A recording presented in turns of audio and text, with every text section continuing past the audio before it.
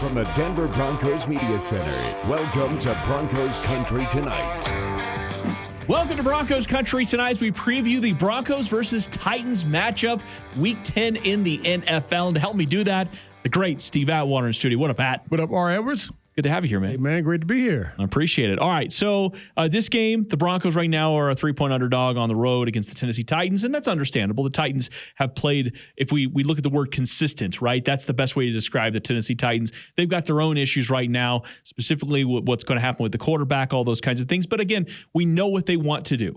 That's the one thing that is maybe a bit of an advantage. There aren't a lot of wild, different conceptual ways I can paint the picture of what the Tennessee Titans are going to do. They are a physical team. They are going to try to dominate the trenches on both sides of the ball, and Derrick Henry is going to touch the ball a lot. That is what we absolutely know about this matchup. How do you stop them?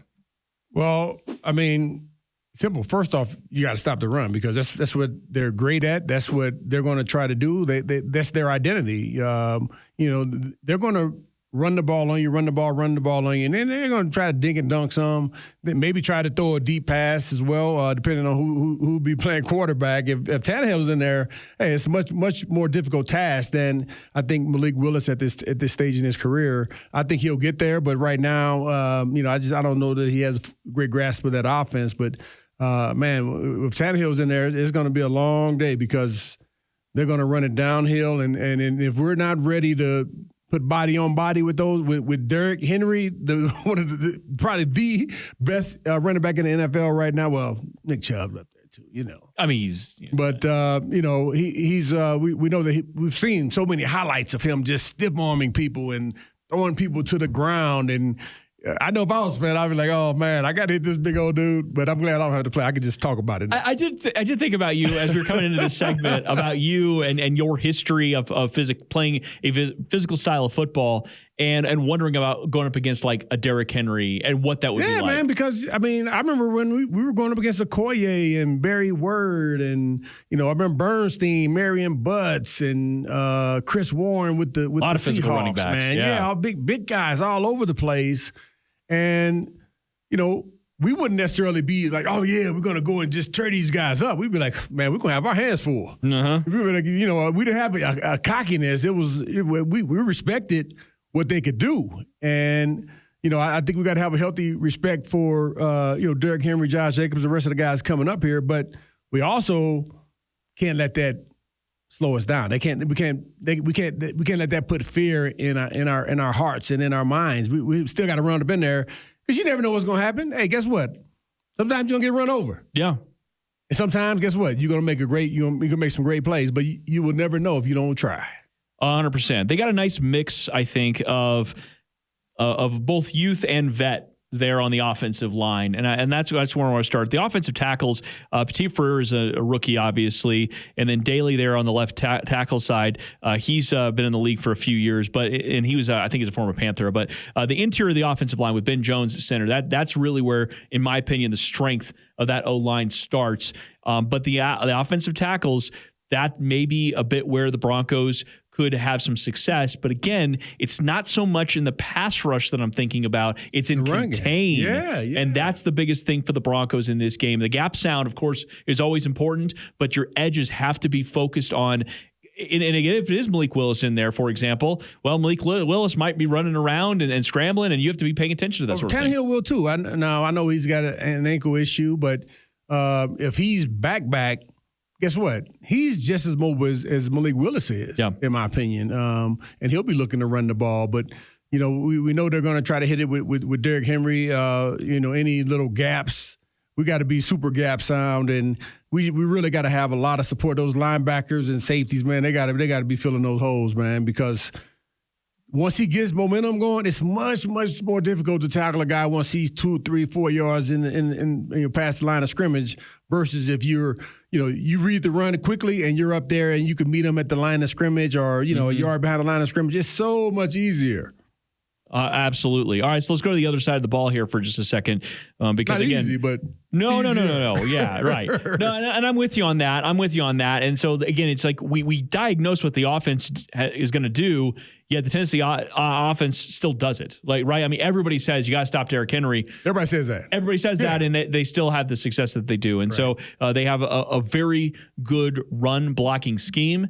And they obviously they're getting coached well on it. The guys, they know what they're doing. They make adjustments well. Yes. And they're physical, on both sides of the ball. I mean, in all three aspects of their game, special teams, offense and defense, they're playing a physical brand of football. That's kind of ball back in the day that, people look at as like, that's a good football team. It is a good football team. And they really are. And they match with what their head coach is like, right? And what he played at when he was in the league.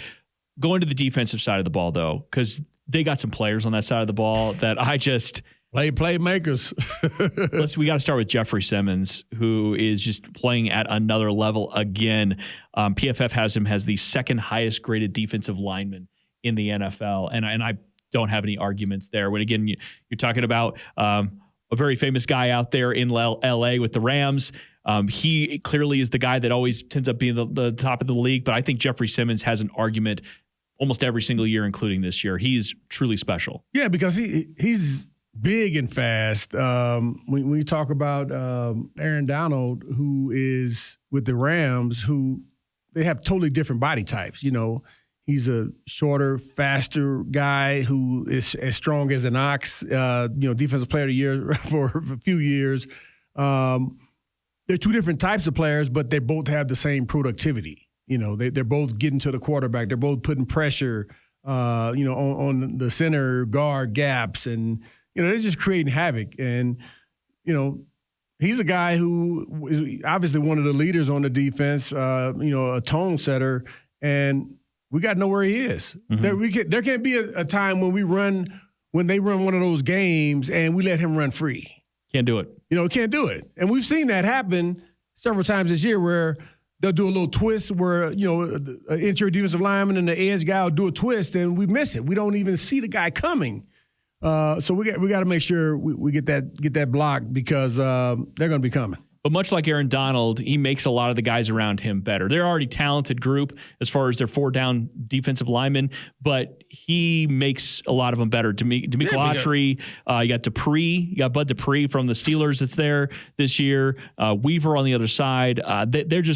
They're just an absolute force there, man. And then you get into the secondary is a whole other conversation with Adams and Byard at safety. Fulton, their corner. I'm a huge fan of Christian Fulton. They've got a lot of different ways. But the thing about it, and it goes back to the very first point we were making, it's physicality. Yep. Like you just have to be able to match that. So for whatever conversation we want to have schematically, because it's one of the top interior rushing teams, you cannot run against this team very often. Whatever you want to you're just going to have to meet them with physicality on that offensive line. It's just like when, we all were in middle school or high school and we walk down the hallway and the bully is there. And eventually you got to face the bully, And the best way we found out to face the bully is to punch him in his nose. And I don't. Any kids out there listening, don't do that. Yeah. Don't do that. Like we gotta this is flash something across the bottom of the screen saying Steve Atwater does not condone violence. Not at all. But really and truly, when it comes to football, this is a football what do you call that? Analogy. Yeah. Now I'm stuck on like some kid coming home and like Steve Atwater said it was okay that I went. Yes. No, don't do that.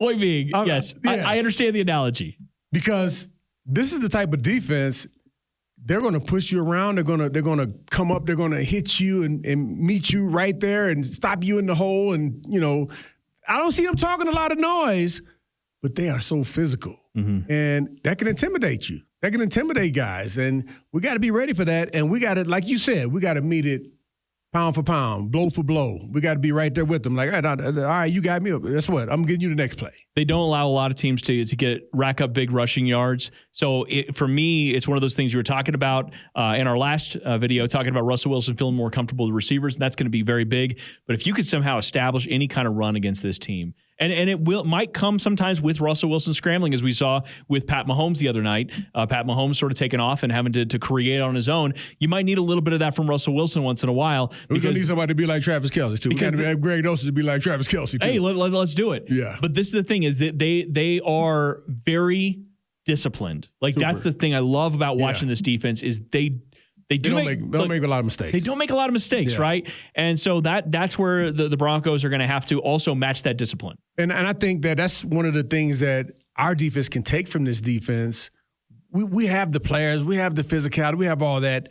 If we can take the discipline where we don't get the penalties, especially some of the penalties, the taunting. I know Justin was crazy. I know he was so mad about that penalty. I didn't think it was taunting, but. Some of the offsides penalties, we get those under control, we can be a much better defense. And that's one thing I think that our team, our defense can take from this team. They can look at them and see how disciplined they are, yet how physical they are, and take that and mix that along with all the great stuff that they're doing already. Yeah. Well, so this is going to be one of those games. It's going to be all 4 quarters. The Broncos, much like the Titans, are not teams that get blown out very often. I know the Titans had that really bad loss against the Buffalo Bills earlier in the season, but that's not who they are right now. They're going to be a team that's going to be in this thing all the way to the end, and it's going to probably be a pretty low-scoring game. You're going to have to not make a ton of mistakes against this team because they will capitalize. And think about the Titans, that if you've been watching them over the course of the year, and this is something that I do appreciate, is when they do get up, and you saw this against the Chiefs, they know they're very comfortable in that role. They don't kind of like, okay, we got to keep our foot on the gas or any of those kinds of things. Like, no, we've got a good defense. We got a good run game. We're just going to control the ball. We're just going to control the ball. And it's a little bit of a throwback, right? I mean, oftentimes in the NFL right now, teams start throwing and they just keep going, and it's just high flying all the way down the field. They, whether it's Tannehill or Malik Willis, they will say, hey, we got up by a score or 2. We think that's good enough. And we dare you, because then you're out of your comfort zone trying to do things, and that plays right into their hands. Yeah, I agree 100% with that. And, I think they do a great job of mixing it up. That's what I had envisioned for our team. They run, then they play action pass. And guess what? Wide receivers just running wide open. They do that. That's their thing. They're going to run the ball. They're going to make you tackle, and then guess what? Then they're gonna have you biting up because you got to stop the run. And then guess what? The guy's right there in the spot that you were in as a linebacker, safety, whatever, and they get the first down. It's going to be a big game, big opportunity, though, for the Broncos. If they get this thing, they're right back in it. We're going to be ready, though. We're going to be ready. I know it. All right. For Steve Atwater, I'm Ryan Edwards. Thanks for watching Broncos Country Tonight.